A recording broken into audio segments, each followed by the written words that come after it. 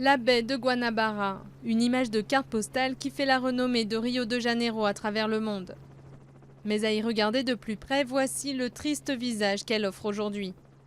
Des déchets par tonnes qui s'entassent dans les mangroves étouffées ou flottant à la surface des lacs et rivières de toute la ville.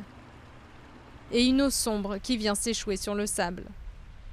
Mario Moscatelli est biologiste. Depuis plus de 20 ans, il dénonce l'état critique de la baie.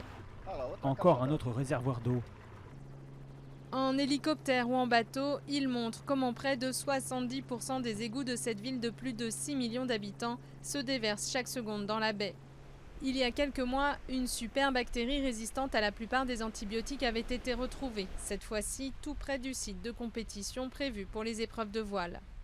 Au total, ce sont plus de 2 milliards de dollars qui ont été investis ces 20 dernières années pour dépolluer.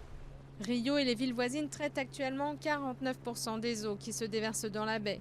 C'est 4 fois plus qu'il y a 10 ans. Mais les résultats restent encore trop maigres.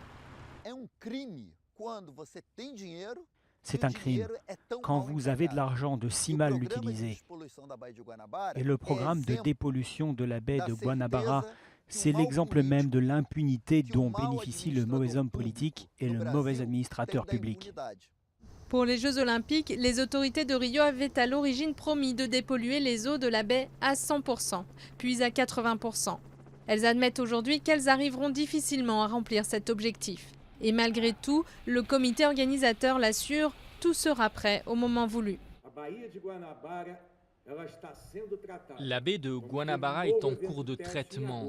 On aura un nouvel événement test en août et notre attente, et je suis confiant, c'est que la baie et ses eaux seront prêtes pour recevoir les athlètes du monde entier.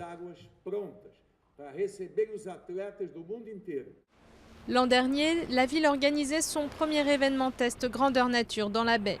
Un succès pour l'organisation, mais l'épreuve avait parfois offert un spectacle désolant aux plus de 320 sportifs en lice venus de quelques 35 pays.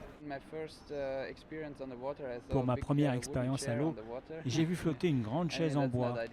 Ce n'est pas l'idéal et j'espère qu'ils vont améliorer la qualité de l'eau.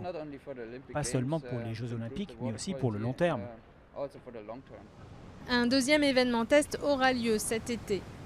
En réponse aux inquiétudes pour la compétition de voile, l'organisation a précisé qu'il n'y aura pas de plan B.